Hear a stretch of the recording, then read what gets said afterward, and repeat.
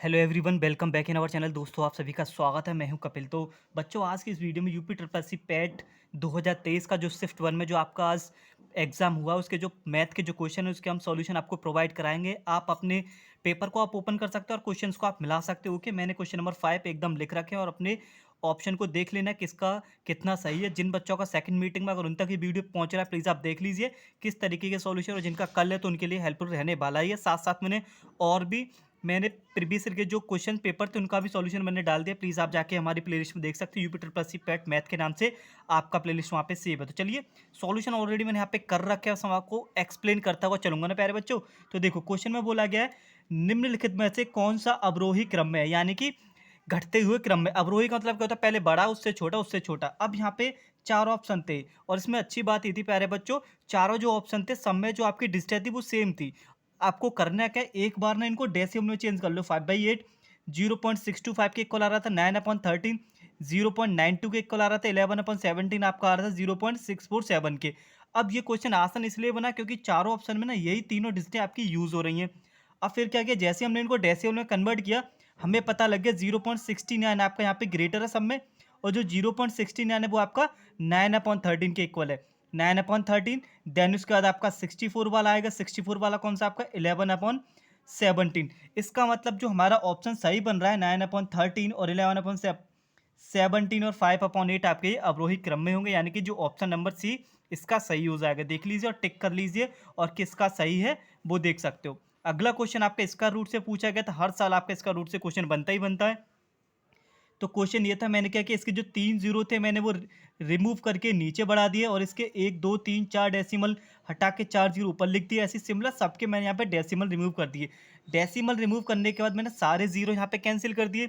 81 मेरा 9 का होता है, 64 मेरा 8 का होता है, 484 हमारा 22 का होता है, 625 आपका 25 का होता है, और 25 5 का ही होता है। ठीक है ना। और 211 ये किसी का नहीं होता, इसीलिए ये अप्रॉक्स में 14.52 का निकलेगा। जब आप इसको कैंसिल करोगे, 5 से 5 टाइम कैंसिल होगा, 5 इंटू 8 आपका 40 हो गया, 9 इंटू 22 198।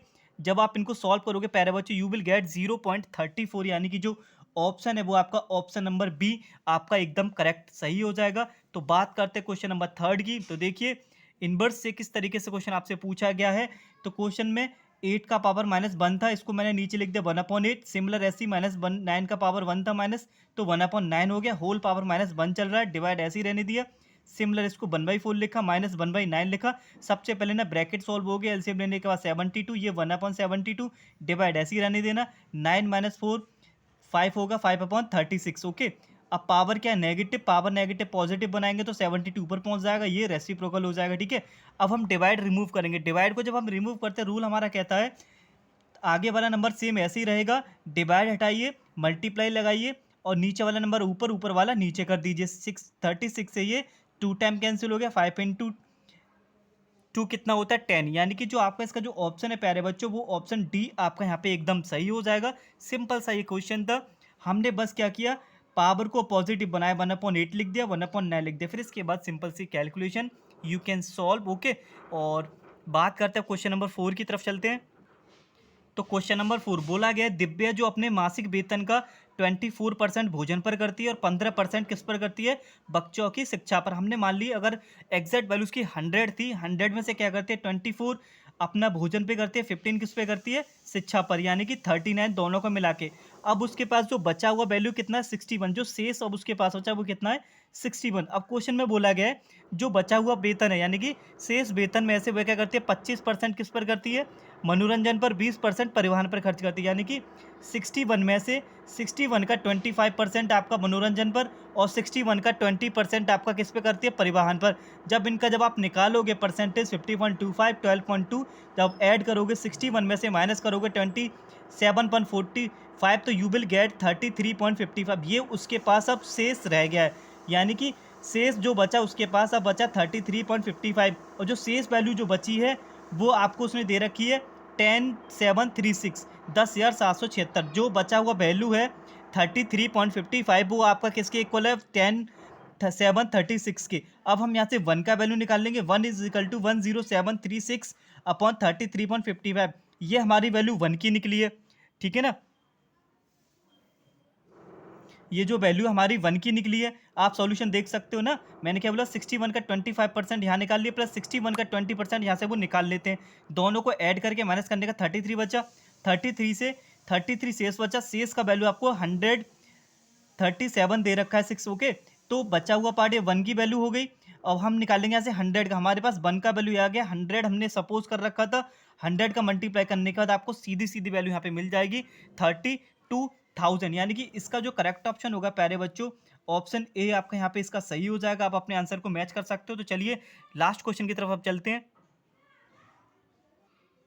अगला क्वेश्चन आपका है, इंग्लैंड न्यूजीलैंड का वनडे मैच बारिश की वजह से क्या होता है, जीत के लिए उसे 18 ओवर में 324 रन की जरूरत है। अब शुरुआती 10 ओवर में जो औसत रहता है वो रन रेट 6 का चलता है। अब औसत का जो फॉर्मूला होता है योग अपन संख्या होगा। अब यहाँ पे योग जो है वो रन का काम करेंगी, संख्या जो ओवर का काम करेंगी। पहले औसत रेट कितना था 6, अगर औसत रेट 6 था और 10 ओवर के हिसाब से कितने रन बने पहले ओवर में 60, फिर बोला अगले 10 ओवर में औसत स्कोर बढ़कर कितना हो जाता है 8.5, यानी कि अगले ओवर में 8.5 के औसत से रन बनते हैं, यानी कि 85 रन आपके यहाँ बन गए। फिर क्या कहता है, इसके बाद अगले ही ओवर में रन रेट गिरकर 5.5 का हो जाता है, यानी कि अगले 10 ओवर में 55 रन बनेंगे 10 के हिसाब से, है ना, 10.5 के हिसाब से। फिर बोला गया फिर अगले 10 ओवर में रन रेट जो बढ़कर है ना 7 का हो जाता है, यानी कि अगले 10 ओवर में 70 रन बन गए। ठीक है, इसके हिसाब से जो टोटल रन बने वो हमारे बन गए 270 रन। यहाँ पे कितने ओवर में बन गए 40 ओवर में।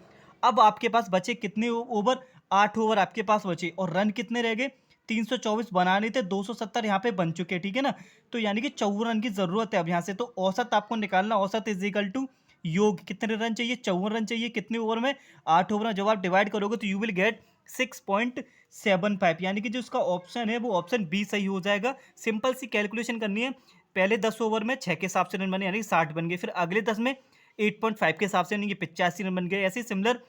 एंड आई होप आपको ये सब कुछ समझ आ गया होगा। जिन बच्चों का कल पेपर है वो देख लीजिए किस तरीके के क्वेश्चन बन रहे हैं। तो चलिए मिलते हैं अगली वीडियो में अगले शिफ्ट के सॉल्यूशन के साथ। तब तक के लिए धन्यवाद, take care and wait for the next video.